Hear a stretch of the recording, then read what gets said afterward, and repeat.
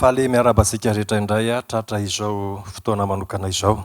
Fotoana manokana izay andraisantsika hery avy amin'ny teny ary azo antoka ho tanteraka amintsika amin'ity androany ity. Ilay teny ao amin'ny asan'ny apôstôly toko 1:15 manao hoe fahazo hery ianareo ny amin'ny lasany fanahy masina aminareo, vavolombeloko ao Jerosalema, Jodia, Samaria, eny hatrany amin'ny faran'ny tany. Noresahana nandritra ny fotoana ny ankonana ho any an-danitra. Ary noresahantsika maly dia zao hoe manana vahaolana amin'izao fahoriana izao ve ny ankonanao, ny ankonako. Manana vahaolana amin'izao fahoriana izao ve ny ankonako. Petraka ho an'ny ankonana tsirairay avy zany fanontaniana izay, ka rehefa jerena dia zao zava-poana no hitan-draolombelona hoentina miatrika ny fiainany amin'izao andro izao. Tsy misy afa-tsy Kristy irery ihany no an'ny fanantenana ho fanavoatanantsika ho afaka ao anatin'ny areti-pahotana. Amin'ity androany ity isika dia hijery lohateny anankiray. Inona ny fanantenana ho an'ny ankonako ary? Inona no fanantenana ho an'ny ankonako ary? Ivavaka isika. Andriamanitra rainay eo, ankehitriny izay raha andray ny afatra avy aminao. Mangataka aminao ny amelanao ny elokay ary ny fanahinao masina ampitoerinao anatinay tsirairay avy, ahaizanay mandray izany afatra izany. Ny tenako ihany koa raha hitondra ny teny, osoro mba hifanaraka amin'ny sitraponao. Amin'ny anaran'i Jesosy. Amen. Inona ny fanantenana ho an'ny ankonako? Ilay hery mifanandrina lehibe izay efa noresahana teto dia ny herin'ny Satana sy ny herin'ny Kristy izay efa hatrany an-danitra izany ady izany, fa indrisy fa loza ho an'ny tany sy ny ranomasina, fa nahidina ary nazera teto amin'ity tany ity ilay hery rasy dia Satana, ka nahatonga azy handripaka, nahatonga azy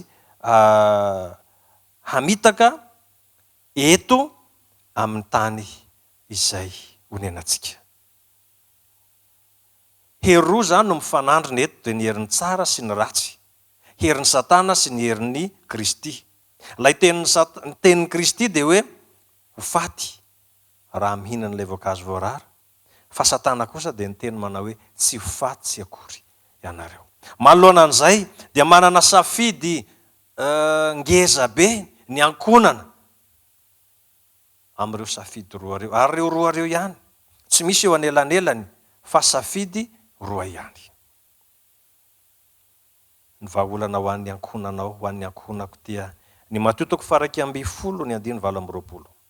Mateo 2:20 dia zao no ambarany.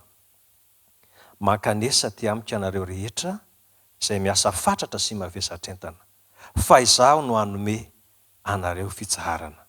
Mankanesa ty amiko ianareo rehetra izay miasa fatratra sy mavesatra entana, fa izaho no hanome anareo fitsaharana. Miasa fatratra, mavesatra entana, fahotana daholo izany rehetra izany. Kristy mihitsiny no miantso, Kristy mihitsiny manasa, Kristy mihitsiny no te handray atsika. Fa ny olana dia tsy manana safidy matotra ny ankonako, ny ankonatsika, fa te sabaka ary te hakama amin'ny atsy, te hakafy ny aroa. Miantso anefa izy fa izy ihany ny vahaolana ho amin'izany, hanome fisaharana ho an'ny fanahinareo. Raha manana izany fanoloran-tena izany tsika dia zao ny voalazan'ny Jaona 1:12. Jaona 1:12. Homena atsika ny fanambarana araka ny voalazan'ny soratra masina. Jaona 1:12. Fa izay rehetra nandray azy dia nomeny hery ho tonga zanak'Andriamanitra dia izay mino ny anarany. Miantso izy, mankanesa ty amiko ianareo rehetra. Ka raha mandray azy ianao, raha tonga eo aminy ianao, mampiatrano azy ianao, dia ho mpandresy ary ho tonga zanak'Andriamanitra ianao, indrindraindrindra amin'ny alalany finonao ilay anarana masina izay anarana feno fahefana hany afaka mandresy izao fahotana izao. Izay rehetra nandray azy omeny hery, omeny hery. Ary io hery io io ataony hoe fahefana, fahefana, anarana, fahefana afaka anosehana na anoherana ny asan'ny ratsy. Ilay hery izay hery avy amin'ny asan'ny satana izany, dia ilay fakapanahy izany ho azony ary omeny anao zany rehefa manana fanoloran-tena itsika.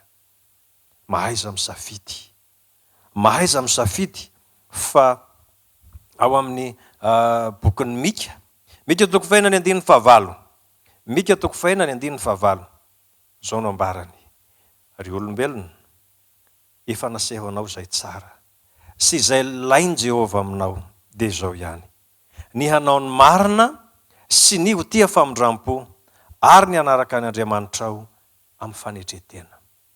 Ry olombelona, efa naseho anao izay tsara sy izay ilainy Jehova aminao dia izao ihany, ny hanao ny marina sy ny ho tia famondram-po ary ny anaraka ny Andriamanitrao amin'ny fanetretena. Tsy ndriko kely ilay farany dia hoe ary ny anaraka ny Andriamanitrao amin'ny fanetretena. Raha miantso anao izy, tena manolo tena ve ianao? Raha mandray azy ianao, tena ao anatin'ny fonao ve ny fandraisana azy? Tsy misy fiasaram-belantsika fa tena hanana fanetretena ary hanaraka azy eo amin'ny fiainanao manontolo. Ny olona manetry tena, ny olona manetry na mamonina izaho, izany no takian'Andriamanitra, satria raha ihany iaho no hery ilainao manoloana andreo hery anankiroa izay azo hisafidianana, dia maniry ho ankohonana mahay misafidy ny tsara, satria efa asehon Jehova amintsika izay tsara hanao ny marina, ho tia famondram-po, hanaraka an'Andriamanitra amin'ny fanetretena. Ilaina zany izay fanetretena izay mba hahatonga an'Andriamanitra hampiasa ilay zanany ao anatintsika amin'ny mpitiavana sy amin'ny fanoloran-tena tanteraka. Izao no ambaran'ny Isaiasy 7:15. Isaia 7:15. Fa izao no lazainy Jehova, iray avo sy manerinerina izay monina mandrakizay, masina no anarany. Ao amin'ny fitoerana avo sy masina no honenako, ary ao amin'ny torotoro fo, ao amin'ny torotoro fo sy ny manetry tena, ary hamelombelona ny fanahy ny manetry tena sy hamelombelona ny fon'ny torotoro fo. Ao amin'ny fitoerana avo sy masina no honenako, Jehova monina any amin'ny avo manerinerina, Jehova monina ao amin'ny fitoerana masina. Zay ny fitoeran' Jehova izay.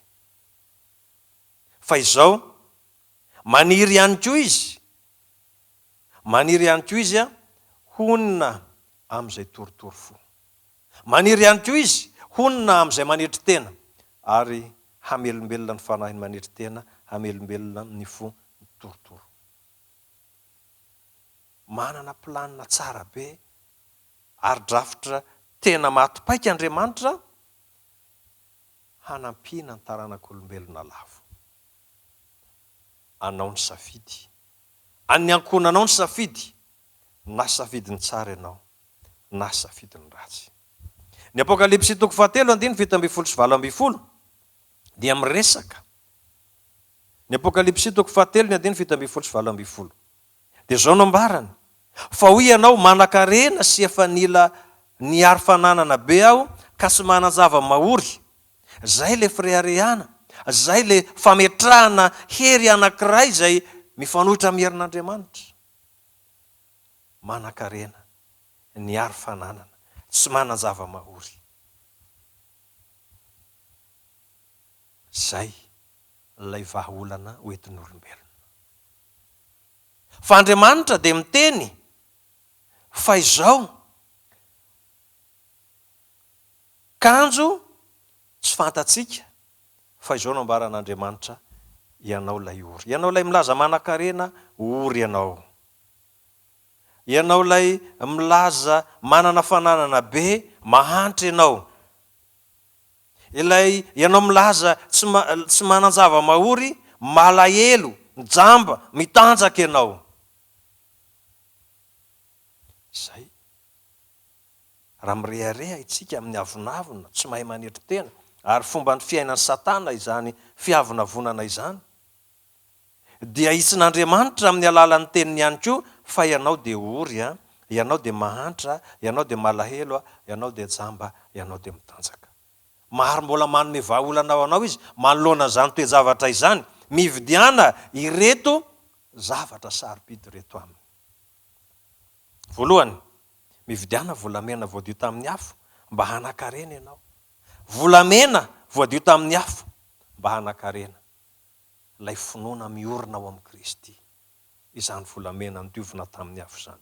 Ny volamena dia arakaraky ny andiovana azy amin'ny alalan'ny afo, andorana azy amin'ny afo, no mampivoaka ny hatsarany. Ary miavaka ny taindrendrika, ny firaka sy ny tena volamena. Volamena mahataty afo izany. Ka ny finoanao mandalo ireo sedra, ny finoanao mandalo an'ireo fakapanahy maro samihafa, rehefa mifidy an'i Kristy, ilay vahaolana ho an'ny ankonao, dia zao, ivoaka tsara tahaka ny volamena isika. Faharoa, mividiana fitafiana fotsy, ho tafianao mba ho sarokenatra. Mba tsy hanao tahaka n'ilay tany amin'ny sahedena, lay nakaravina aviavy, hanakonana ny henatra, fa rehefa tonga ny rivotra sy ny masoandro, dia maina izany. Fa Andriamanitra dia manolotra fitafiana fotsy. Tsy inona akory izany, fa lay fahamarinan'Andriamanitra. Lay fahamarinan'i Jesosy Kristy. Lay fahamarinany no irina mba ho atafiny anao. Voalohany, volamena dia ny finoana. Faharoa, fitafiana fotsy dia ny fahamarinan'Andriamanitra. Ary miantso anao izy hividy an'ilay odi-maso tsara indrindra mba hiratany masonao, dia tsy inona akory fa ny fanahy masina izany. Ny fanahy masina no hitari-dalana anao, ny fanahy masina no hanome fahalalana anao, handehananao araka ny sitrapon'Andriamanitra. Volamena voadio tamin'ny afo, finoana, fitafiana fotsy, fahamarinan'i Kristy, odi-maso, fanahy masin'Andriamanitra. Homeny safidy ianao raha mazoto ny ankonanao, dia homen'Andriamanitra anao izany vahaolana tsara indrindra izany, manoloana izao ady-sarotra isika amin'izao andro farany izao. Ny Apokalipsy 3:7-20 dia zao no ambarany.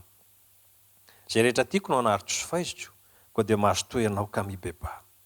Miantso anao izy hibebaka, miantso anao izy sy ala ao anatin'izany faharatsiana izany. Miantso anao izy, hanantona azy ianao manoloana ny toe-javatra, ka ny fandreseny, fandresenao. Voalaza tao amin'ny Jaona 5:17 tapany faharoa. Izaho efa naharesy izao tontolo izao. Izaho efa naharesy izao tontolo izao. Dia inoko fa rehefa mibebaka isika ka mibebaka marina miaraka amin'Andriamanitra, dia zao ho fandresenao atsika ihany koa ny fandreseny. Indro efa mitsangana eo am-baravarana ka mandondona, raha misy mihaino feo ka mamoha ny varavarana dia hiditra ao aminy ao ka hiara-misakafo aminy, ary izy amiko. Fitiavana ny fananarany. Apita ao amin'ny ankonanao izany, tianao Andriamanitra. Mandondona aminao izy, miantso anao izy, mankanesa eo aminy, raiso izy. Hany vahaolana ho ahy, hany vahaolana ho anao. Hany fanantenana ho ahy, fanantenana ho anao. Fanantenana ho an'ny ankonanao. Koa araka ny voalazan'ny Josoa 4:20. Josoa 4:20. Ary iriko ho tanteraka amin'ny ankonana rehetra indrindra ho anao izay miaino izao afatra izao amin'ity androany ity.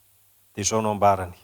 Nefa raha tsy sitrakareo ny anompo an' Jehova dia fidionareo anio ary izay ho tompoinareo, na ny Andriamanitra izay nitompoin-drazanareo tany andafiny ony, na ny Andriamanitra ny Amorita izay ponina teo amin'ny tany honenanareo. Fa raha izaho sy ny ankonako kosa dia hanompo an' Jehova. Fa raha izaho sy ny ankonako kosa dia hanompo an' Jehova. Iriko, ny tokantrano, ny fianakaviana, ny ankonana rehetra, isafidy an'izany teny izany hoe ny ankonako kosa manompoka androany dia hanompo any Jehova izahay. Ho tahinany izany teny izany, hasoantsika. Amen. Ivavaka isika. Tompo Andriamanitra io, misaotra anao zahay no ny teny izay nomenao anay. Tahio ny teny tafatoetra ao anatinay. Tahio ny teny mba hoery ho entinay miady manohitra izao faharatsiana izao. Ny fandresenao no fandresenay. Ilay fanantenana avy aminao no fanantenanay, ary hanananay ny ho avy mamirapiratra rehefa ho avy eny amin'ny raha ony lanitra ianao. Amin'ny anaran'i Jesosy. Amen. Amen.